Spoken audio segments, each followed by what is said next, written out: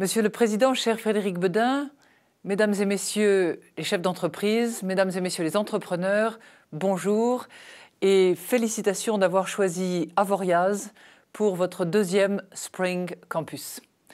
Félicitations pour Avoriaz, pourquoi? Parce qu'Avoriaz est un lieu d'innovation, un lieu de découverte et puis un lieu particulièrement propice à la croissance soutenable. C'est après tout une des premières stations de sport d'hiver où on a décidé très tôt que les voitures n'étaient pas nécessairement indispensables à l'exercice du ski dont je sais que vous allez le pratiquer au cours de ces 3 journées. Un lieu d'innovation aussi, un lieu de découverte. Vous savez que Spielberg, en 1971, avait été primé, avait reçu le Grand Prix du Festival d'Avoriaz. Il était un jeune talent et je ne doute pas que parmi vous, il y ait de jeunes grands talents dans ce secteur-là comme dans d'autres.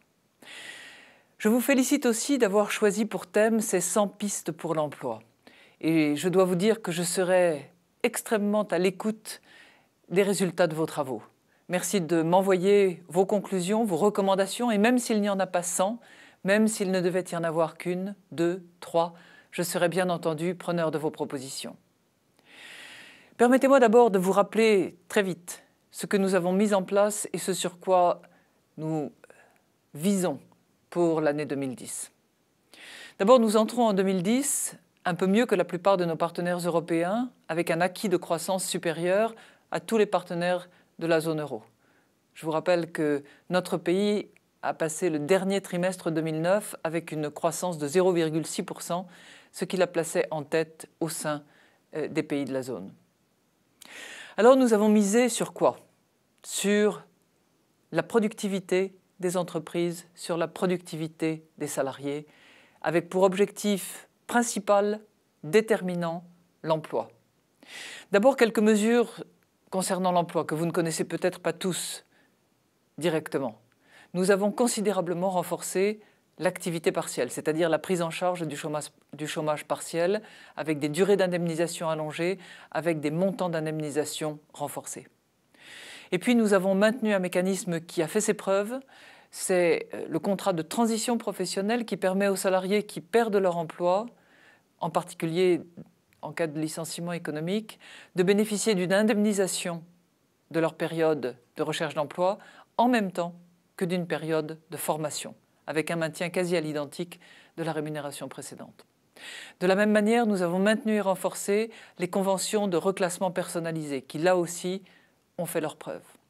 Et puis, vous le savez, dans la foulée du plan de relance 2009, nous maintenons en vigueur un mécanisme qui a fait ses preuves lui aussi, c'est l'emploi à zéro charge pour les petites entreprises et qui leur permet, jusqu'au 30 juin 2010, de recruter tout salarié à zéro charge patronale pendant une période de 12 mois. C'est-à-dire que toute embauche que vous réaliserez dans une TPE jusqu'au 30 juin ne vous coûtera aucune charge sociale patronale pendant une période de 12 mois. Voilà des mécanismes dont nous savons qu'ils fonctionnent. Je vous le redis, j'attends vos propositions. Et puis nous avons misé, je vous le disais tout à l'heure, sur la productivité des entreprises, la productivité des salariés, car je suis convaincu que ce sont les 2 voies principales pour maintenir et de l'activité en France, du développement de valeur et, par conséquent, de l'emploi sur notre territoire. Ces mécanismes-là, vous les retrouvez dans les grandes réformes que j'ai mises en œuvre. D'abord, celle du crédit impôt recherche, qui est, vous le savez, triplé, simplifié, assorti d'un rescrit fiscal, et puis qui est évidemment multiplié par 2 après avoir été triplé la première année si vous entrez en recherche et développement pour la première fois. Donc, 30% de partenariat État-entreprise dans le cadre du crédit impôt recherche, multiplié par 2, 60% la première année, 50% la deuxième, et ensuite, régime de croisière de 30%. Et ce, jusqu'à 150 millions d'euros d'investissement en recherche et développement, ce qui concerne en général de très grandes entreprises. Deuxième outil que nous avons également beaucoup retravaillé, c'est celui de la formation professionnelle. Car il ne s'agit pas seulement d'investir en recherche et développement et de faciliter par le biais du crédit impôt recherche l'activité innovante, il faut aussi que chacun d'entre nous puissions accéder à une meilleure formation et que l'employabilité des salariés français soit renforcée. C'est ainsi que nous avons, avec Laurent Wauquiez, réformé en profondeur le système de la formation professionnelle pour parvenir à des mécanismes qui soient plus axés sur les besoins réels du marché du travail, avec une portabilité du droit à la formation. Et puis, troisième étape qui a occupé une grande partie de mon année 2009, c'est la réforme de la formation professionnelle. Nous avons ainsi substitué un système qui portait essentiellement sur les équipements et les biens mobiliers et qui frappait toutes les entreprises indépendamment de la question de savoir si leur activité était profitable ou non, de la question de savoir si même elles enregistraient du chiffre d'affaires. Nous lui avons substitué un mécanisme qui porte sur la valeur ajoutée et bien sûr sur la partie foncière qui subsiste.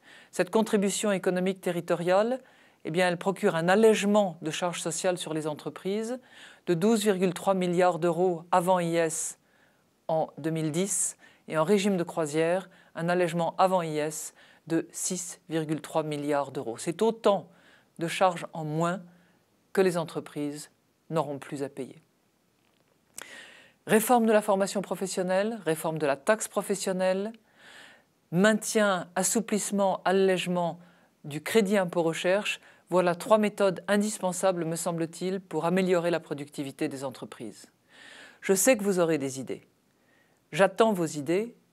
Soyez simplement attentifs à ce que vos idées puissent être mises en œuvre de manière simple, de manière rapide et sans coût supplémentaire pour l'État, car en plus de cette recherche de compétitivité, sachez que l'État lui aussi est engagé dans une course de compétitivité, une amélioration de sa situation financière, car nous devons impérativement restaurer nos finances publiques, c'est ce à quoi nous nous sommes engagés vis-à-vis de nos partenaires européens, vis-à-vis des générations futures, et puis nous sommes aussi astreints à un régime sévère, attentif, pour faire en sorte que la dépense publique soit de la bonne dépense. C'est tout l'enjeu de la revue générale des politiques publiques. Mesdames et messieurs, chers amis, je vous souhaite d'excellents travaux et je dirais break a leg and don't break a leg. C'est ma façon à moi de vous souhaiter à la fois bonne chance et bon ski.